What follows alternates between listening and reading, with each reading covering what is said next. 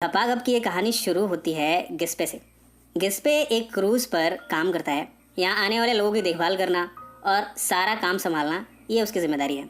उसे सबसे ज़्यादा प्रॉब्लम है तो नखरे दिखाने वाली औरतों से, पर उसे नहीं मालूम कि उसका सामना किससे होने वाला है।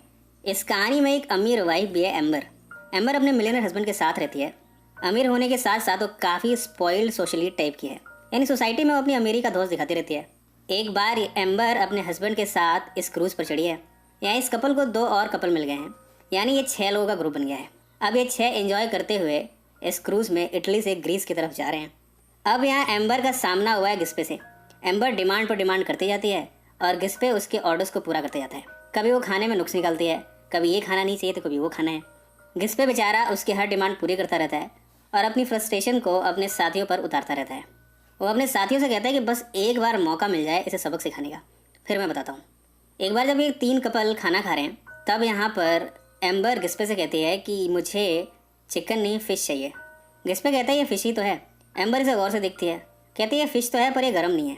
वो इसे गर्म करके लानू कहती है। गिस्पे को गुस्सा आता है। वो गुस्से में एम्बर पर ही सारा खाना उड़ेल देता है। इसके बाद वो एम्बर को उठाता है और क्रूज से नीचे पानी में फेंक देता है। इतने में उस बेचारे का सपना टूट जाता है। उसे रियलाइज़ हुआ है कि ये सब वो सिर्फ सपने में कर सकता है। हकीकत में तो एम्बर मालकिन है और वो उसका नौकर। एम्बर जब जिम करती है तब अलग अलग डिमांड्स करती है। पानी उसे गर्म चाहिए, कपड़े हल्के हल्के गर्म चाहिए ताकि वो ठीक से नहा सके।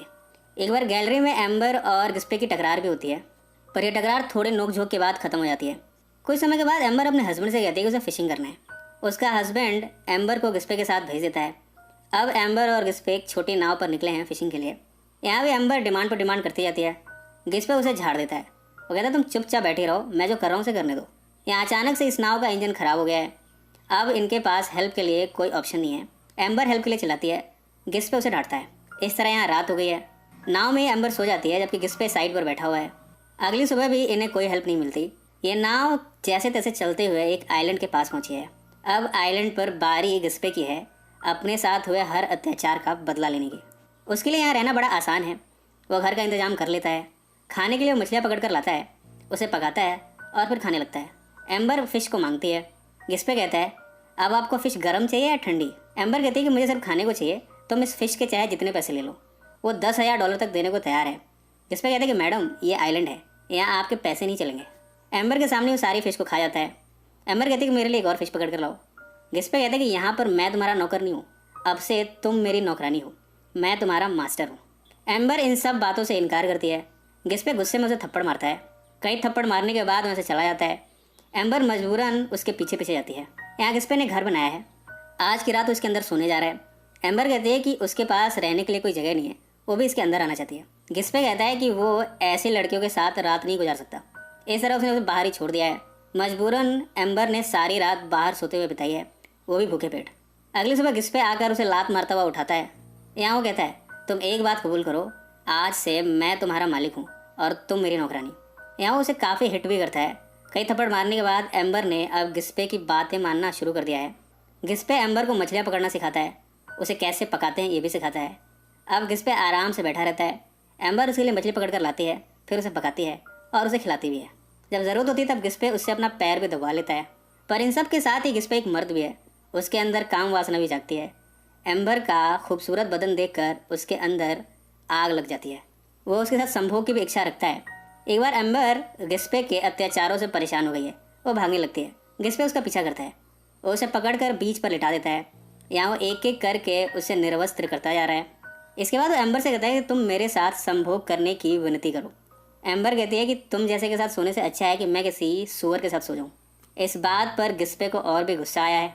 वो एम्बर के बदन के साथ चुंबन क्रिया करना शुरू करता है, उसे कामोत्तेजित करता है। और जब एम्बर के अंदर हवस की आग उफलने लगती है तब वो उसे यहीं छोड़कर चला जाता है। वो कहता है कि मेरा काम बस तुम्हें कामोत्तेजित करना था, मैं तुम्हारे साथ संभोग तभी करूँगा जब तुम मुझसे विनती करोगी। इसके बाद गिस्पे आग के पास आकर बैठा है। एम्बर उसके पास आती है। यहाँ वो गिस्पे के हर एक अंग को चुंबन करना शुरू करती है और यहाँ वो संभोग के लिए विनती करती है। इसके बाद एम्बर और गिस्पे में धुआंधार संभोग होता है। सुबह संभोग, दोपहर को संभोग, शाम को संभोग और रात भर रतिक्रिया। इस तरह आइलैंड पर सिर्फ रतिक्रिया ही करते हैं। जब भी मौका मिलता है दोनों आपस में जिस्मानी संबंध बनाते हैं। धीरे धीरे अब इन दोनों में प्यार हो गया है। एक बार एम्बर देखती है कि एक नाव हेल्प के लिए आ रही है पर वो छिप जाती है। अब उसे इस आइलैंड से जाना ही नहीं है। वो गिस्पे के साथ खुश है। एक बार वो गिस्पे से पूछती है कि क्या अगर तुम्हें मुझसे जवान लड़की मिले तो क्या तुम मुझे छोड़कर चले जाओगे। गिस्पे इस बात से इनकार करता है। वो भी इस बात को कबूल करता है कि वो एम्बर के लिए फीलिंग्स रखता है, पर हाँ, वो अपनी ज़िद में ये भी कहता है कि मालिक मैं ही हूँ, नौकरानी तुम रहोगी। एम्बर इस बात पर मुस्कुरा जाती है। कुछ समय के बाद एम्बर का हस्बैंड क्रूज के साथ आया है। एम्बर गिस्पे से कहती है कि वो नहीं जाना चाहती। गिस्पे कहता है कि तू पागल हो गई है, अगर तुम्हें वाकई में मुझसे प्यार करना है तो हम यहाँ से जाके भी कर सकते हैं। एम्बर काफ़ी ज़िद करती है पर गिस्पे नहीं सुनता और इसके बाद ये वापस क्रूज पर आ गए हैं। एम्बर का हस्बैंड गिस्पे से मिलकर उसे शुक्रिया कहता है। उसे नहीं मालूम कि एम्बर और गिस्पे के बीच में क्या हुआ है।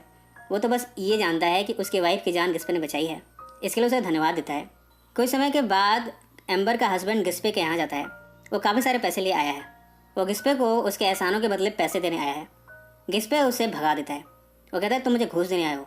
एम्बर का हस्बैंड तो भाग जाता है पर पैसों से भरा बैग यहीं छोड़ गया है।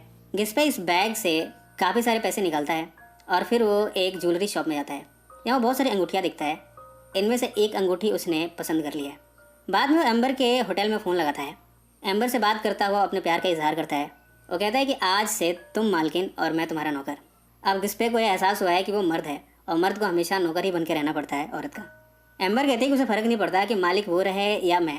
वो ये कहती है कि उसे भी गिस्पे से प्यार है, पर वो गिस्पे के फैसले का इंतजार कर रही है। वो कहती है कि तुम मुझे जो भी कहोगे मैं वही करूँगी, बस तुम अपना मैसेज रिसेप्शन पर छोड़ देना, उसके अनुसार ही मैं अपना फैसला लूँगी। रात को होटल में एम्बर अपने हस्बैंड के साथ है, पर उसके दिलो दिमाग में सिर्फ गिस्पे का ख्याल है। इधर गिस्पे भी अब एम्बर को पाना चाहता है। उसके लिए वो कुछ भी करने को तैयार है। उसने एम्बर के लिए ख़त लिखा है। ख़त में वो लिखता है कि वो उसे क्रूज़ पर इंतजार करेगा मिलने के लिए। उसने उसे टाइम भी दिया है मिलने का, साथ में लोकेशन भी बताई है और इसके साथ ही उसने इस खत में एक अंगूठी भी रखी है। ये वही अंगूठी है जो उसने एम्बर के लिए खरीदी थी। इस खत को रिसेप्शनिस्ट के पास आकर देता है और उससे रिक्वेस्ट करता है कि ये खत सिर्फ एम्बर के हाथ ही लगना चाहिए। अगले सुबह एम्बर और उसका हस्बैंड रिसेप्शन पर आते हैं। यहाँ एम्बर जब चली जाती है तब एम्बर के हस्बैंड की नज़र उस हिस्से में जाती है जहाँ की लेटर रखा हुआ है उनके रूम का। यहाँ उस लेटर को देखकर रिसेप्शनिस्ट से उसे मांगता है। अब एम्बर के हस्बैंड को भी पता चल चुका है कि उसकी वाइफ और गिस्पे के बीच में क्या चल रहा है। अब वो एम्बर के लिए तुरंत जेट में चढ़ा है। वो नहीं चाहता कि उसकी वाइफ उसे छोड़कर जाए। इसके लिए उसने उस खत को पैसों के साथ एम्बर को दिया और एम्बर से वो कहता है कि वो टिप दे वेटर को। जब वेटर इनके लिए यहाँ पर खाने का सामान लाता है तब एम्बर उस पैसे के साथ उस लेटर को भी उस वेटर को दे देती है। उसे तो ये लगता है कि ये सिर्फ एक एनवलप है और इस तरह उस वेटर के थ्रू ये ख़त गिस्पे के पास पहुँचा है। गिस्पे जब इसे ओपन करता है तब वो पाता है कि इसमें वो अंगूठी रखी हुई है। अब उसे तो यही लग रहा है कि एम्बर ने उसकी अंगूठी रिजेक्ट कर दी है, यानी अब उसे छोड़कर जा रही है। वो जेट की तरफ दौड़ता है। इधर एम्बर ये सोच रही है कि गिस्पे ने उसके लिए कोई मैसेज ही नहीं छोड़ा, यानी अब वो उसे प्यार नहीं करता।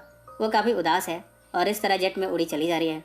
गिस्पे जेट का पीछा करता है। वो एम्बर के लिए आवाज़ भी लगाता है। वो अंगूठी को हवा में फेंकता है, पर वो अंगूठी हवा में थोड़ी देर उड़ने के बाद वापस पानी में गिर जाती है। अब अंगूठी धीरे धीरे समुंदर की लहरों में तैरी जा रही है और इन दोनों की प्रेम कहानी अधूरी रह जाती है।